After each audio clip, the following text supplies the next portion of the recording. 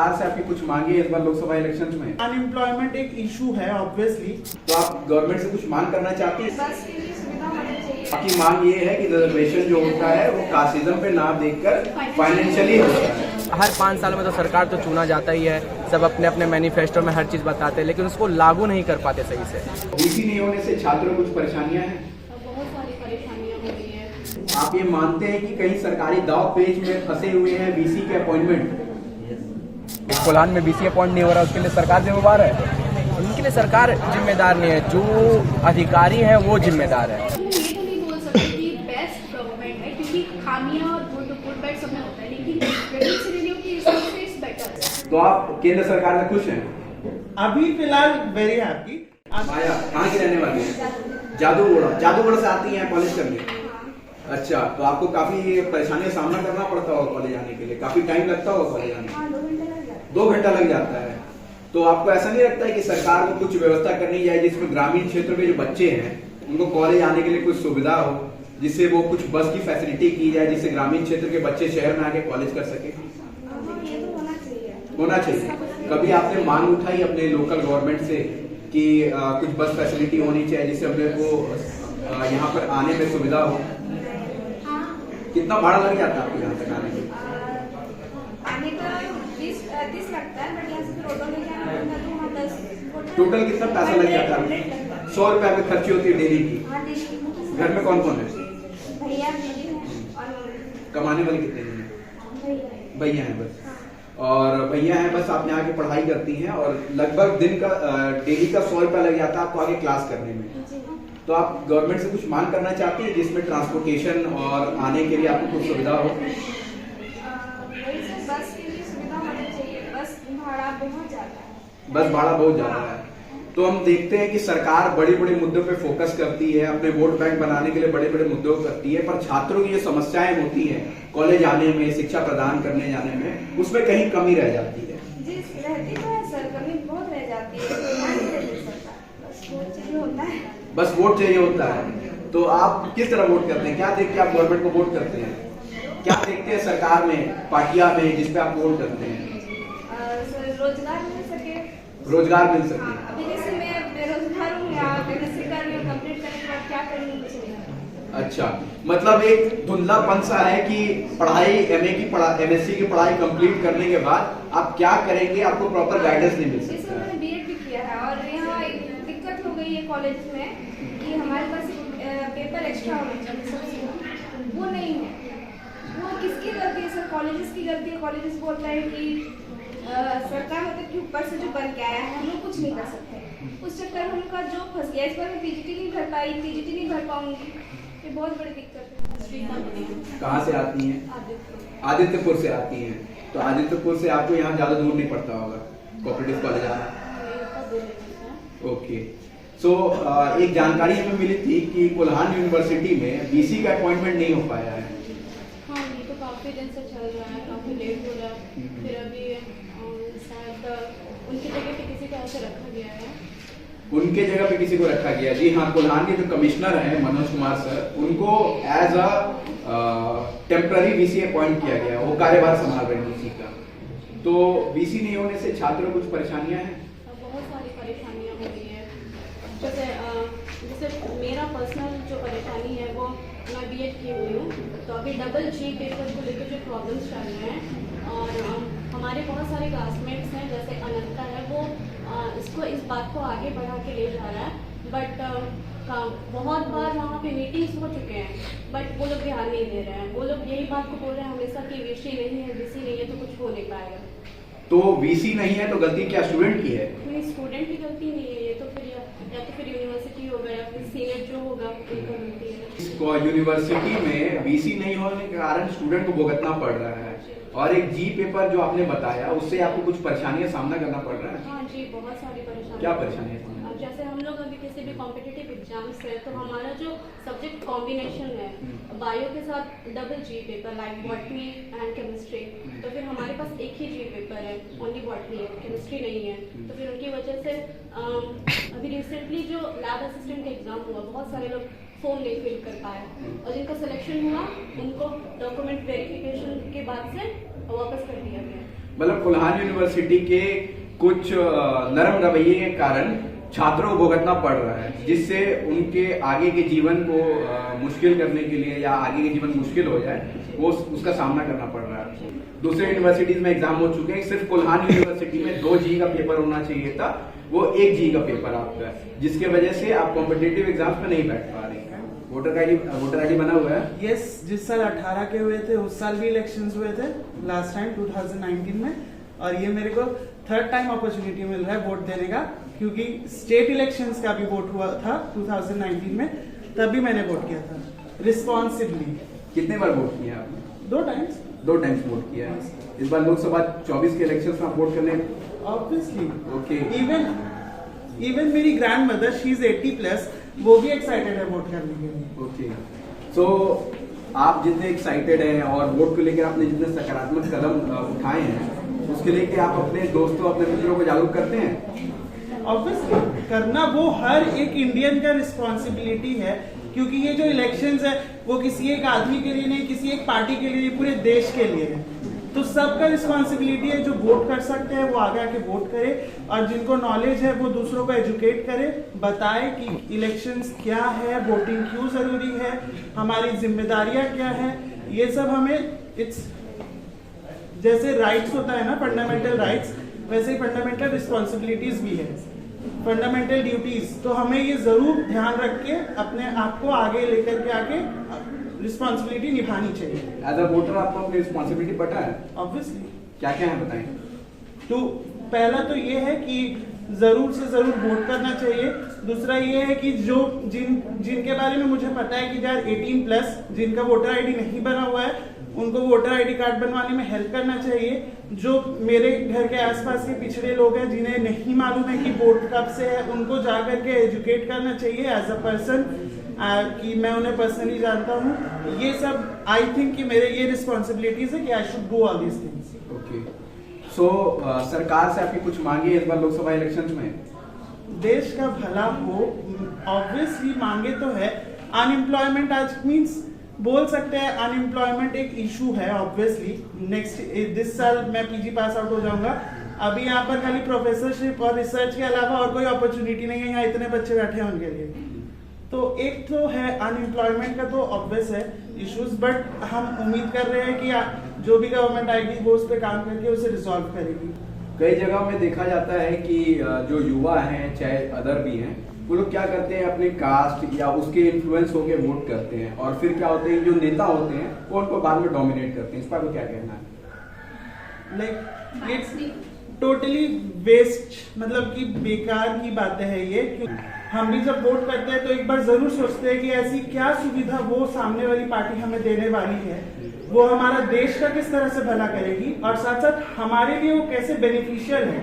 इन सारी बातों को मद्देनजर रखते हुए ही वोट करना चाहिए, क्योंकि हाँ पर्सनल तो सब देखता है सर कि वो पार्टी आएगी तो मुझे कुछ फायदा होगा कि नहीं, बट देश के बारे में भी एक बार जरूर सोच लेना चाहिए कि वो पार्टी आएगी तो देश को कितना स्ट्रांग करेगी वर्ल्ड ग्लोबल लेवल पे।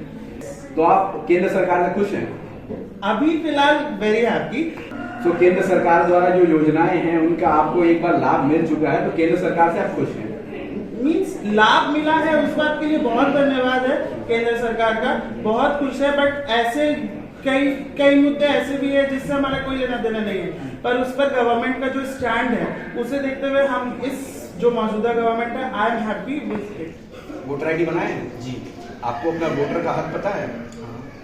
क्या क्या है बताइए। मैं अपने चुनाव क्षेत्र में अपने जो नेता हैं उन्हें अपने हक से वोट दे सकता हूँ। उनको हक से वोट दे सकता हूँ, लेकिन प्रत्याशी तो बहुत होते हैं ना मैदान में, तो आपको अपने अधिकार पता है? सारी तो नहीं पता है। सारी नहीं पता है, क्या क्या पता है वो बताएं। फिलहाल तो ये कि मैं उनकी जानकारी ले सकता हूँ चुनाव विभाग से, कि उनके पास। कभी आपने कोशिश की चुनाव विभाग या इलेक्शन कमीशन ऑफ इंडिया से जानकारी लेने की? बहुत शुरू में किया था जब मैंने वोटर कार्ड बनाने का प्रक्रिया में। अभी तक कितने बार इलेक्शन में वोट कर चुके हैं? जी, एक बार। 2019 के लोकसभा चुनाव में आप एक बार वोट कर चुके हैं। विधानसभा हमारे वोटर कार्ड बना हुआ है आपका? बना हुआ है। कितने बार वोट दे चुके हैं? 2 2 बार वोट छूट दे चुके हैं, लोकसभा और राज्यसभा चुनाव में। अच्छा, ओके। इस बार आप वोट देंगे लोकसभा चुनाव में, तो आप अपने विचार क्या रखते हैं? आप देश जो आपके नेता हैं, जो नेता हैं या सेंट्रल में हैं, उनसे आप क्या मांग रखते हैं एज एन इंडिविजुअल? आपकी मन की इच्छा है? हम चाहते हैं कि रिसर्च एंड डेवलपमेंट में बजट बढ़ाया जाए ताकि रिसर्च के क्षेत्र में देश के युवा आगे बढ़ सके। मतलब एक मुझे जानकारी मिली कि कॉलेज में यूनिवर्सिटी वीसी अपॉइंट नहीं किया गया है, तो उससे कुछ परेशानियों का सामना करना पड़ रहा है छात्रों को। इस पर आप क्या सोचते हैं? बीसी नहीं होने के कारण समस्याएं तो हैं, जितने भी कॉलेजेस हैं उनके जितने भी मुद्दे हैं, कोई भी प्रॉब्लम हो वो अगर यूनिवर्सिटी के पास जाता है तो बस वो इस बात से नकार देता है कि बीसी नहीं होने के कारण इस पर भी कोई काम नहीं हो सकता। ना काउंसिल मीटिंग में ये होगा, ना सीनेट मीटिंग भी नहीं हो सकती। सारे मुद्दे जो 50 वो बोलते हैं, जैसे रजिस्ट्रार से हम लोग बात भी किए थे, 50 मुद्दे जो जाते हैं उनमें से सिर्फ 5 ही मेरी मतलब फ्लाइट होके आते हैं वापस। मतलब छात्रों का जो मुद्दा रहता है उस पर यूनिवर्सिटी ये पल्ला झाड़ देती है कि यूनिवर्सिटी में वीसी नहीं है, जिसके कारण कार्य ठप पड़ा हुआ है। तो ये वीसी अपॉइंट नहीं होता, छात्रों की गलती है? नहीं, छात्रों की तो गलती नहीं है। सरकार को इस पर संज्ञान लेना चाहिए था कि कॉलेज यूनिवर्सिटी वीसी नहीं है, इस पर वीसी अपॉइंट किया जाए। हाँ, करना तो चाहिए था, ये कहीं ना कहीं ये सरकारी जो दाव पेच है हर भाई को। तो मतलब आप ये मानते हैं कि कहीं सरकारी दाव पेच में फंसे हुए हैं वीसी के अपॉइंटमेंट? तो आपने छात्र नेता से संपर्क करने की कोशिश की कि आप उनके हित में सवाल क्यों नहीं खड़ा करते यूनिवर्सिटी से? हाँ, हम लोग जो गए थे वहाँ पे 2 बार गए थे, दोनों साइड छात्र नेता के मेंबर्स, 3 मेंबर्स गए थे, परंतु वो बोलते हैं जैसे कि यहाँ यूनिवर्सिटी में जो स्टूडेंट्स उसमें उनमें इतना अवेयरनेस नहीं है। जैसे अगर बुलाया जाएगा 1000 लोगों को तो आएंगे बस 50 जन ऐसे। तो ये जो आपने कथन कहा अभी कि बुलाया जाएगा 1000 लोग तो आएंगे 50 लोग, तो मतलब पल्ला यूनिवर्सिटी ये बोल के झाड़ देती है कि कॉलेजेस बच्चे नहीं आते हैं, तो जो 50 बच्चे जो कॉलेज आ रहे हैं क्लास करने, क्या उनका हक नहीं बनता पढ़ने का? बनता तो है, जैसे तो जितने भी मतलब आप अपने समस्या लेके यूनिवर्सिटी के पास जाते हैं कि आपकी समस्या ये है, तो यूनिवर्सिटी ये पल्ला झाड़ देती है कि वीसी नहीं है, साथ ही ये कहती है कि कॉलेज में बच्चे नहीं आते हैं जिसके कारण हम संज्ञान नहीं ले रहे हैं। हाँ, कहीं ना कहीं अगर बच्चे ज़्यादा जाके यूनिवर्सिटी में ये अपनी समस्या बताएंगे तो कहीं ना कहीं राज्यपाल तक ये बात पहुँचेगी कि ये इतने बच्चों का प्रॉब्लम है तो हमें देखना चाहिए। और कम बच्चे जाके 10-20 दिन अगर जाके प्रॉब्लम हर दिन बताते रहेंगे तो वो बात वहाँ तक नहीं पहुँच पाएगी। राज्यपाल अगर कुछ संज्ञान लेंगे और सचिवालय को ये बोलेंगे कि जल्द से जल्द वीसी को नियुक्त किया जाए तो फिर सारे प्रोसेस जल्द से जल्द हो जाएंगे और राज्यपाल साइन करते हैं। तो मतलब आप राज्यपाल महोदय से इस चैनल के माध्यम से गुहार लगाना चाहते हैं कि जल्द से जल्द वीसी अपॉइंट किया जाए, जिससे आपकी जो शिक्षा व्यवस्था है उसे बहाल किया जाए।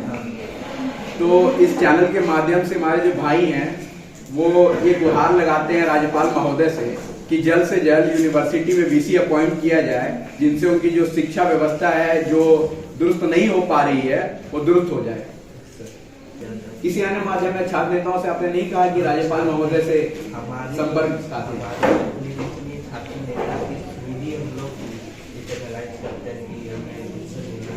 कहीं हम ये देखने को तो नहीं मिल रहा है कि छात्र नेता भी अपने पल्ले झाड़ के निकल रहे हैं।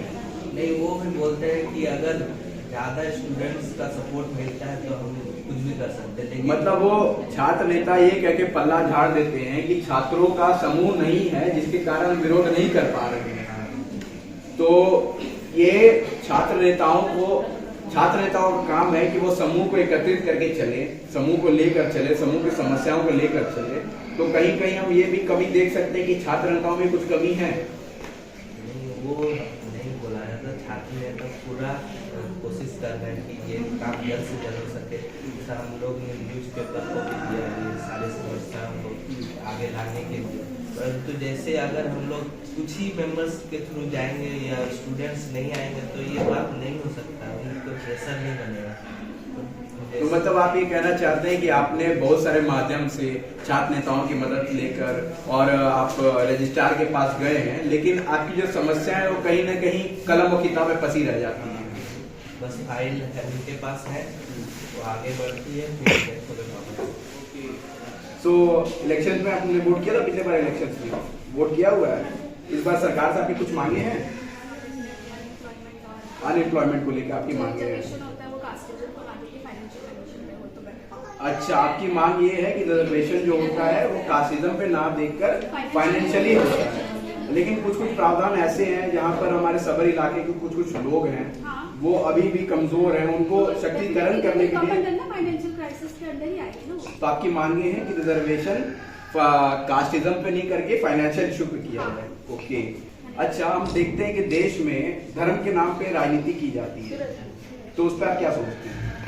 नहीं, ये गलत बात है। गलत बात। India is always famous for its unity in diversity. Okay, तो कुछ कुछ हम देखा जाता है कि कुछ कुछ भड़काऊ भाषण के चलते लोग में जो शांति व्यवस्था देश में है उसे हिलाने की कोशिश की जाती है, उस पर आप क्या सोचती हैं?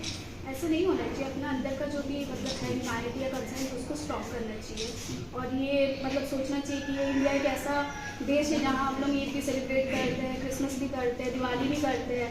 अब जैसे 22 को राम मंदिर का ये हो रहा है। केंद्र सरकार अभी जो कुछ कुछ नए नियम कानून लागू की गई है, जैसे कि अभी एक रिसेंट मुद्दा हुआ था जिसमें जो हैवी व्हीकल्स चलाने वाले हैं तो उनका एक कानून लगाया गया था जिसमें कि अगर वो हैवी व्हीकल से किसी का एक्सीडेंट हो जाता है या डेथ हो जाती है तो उसमें उन लोगों को 7 लाख जुर्माना और 7 साल की कैद हो जाएगी ड्राइवर की। तो ऐसे कुछ कुछ मुद्दे होते हैं जो केंद्र सरकार लागू करती है। अब जरूरी नहीं है कि सरकार जो भी मुद्दे लाए या जो भी कानून लाए हमेशा सही हो। उसके खिलाफ हमने प्रोटेस्ट किया, वो विड्रॉल हुआ है। तो आप कुछ ऐसा करना चाहते हैं, कुछ फीडबैक गवर्नमेंट को देना चाहते हैं जिससे देश में सुधार हो, एक्सेप्ट वो एम्प्लॉयमेंट हो?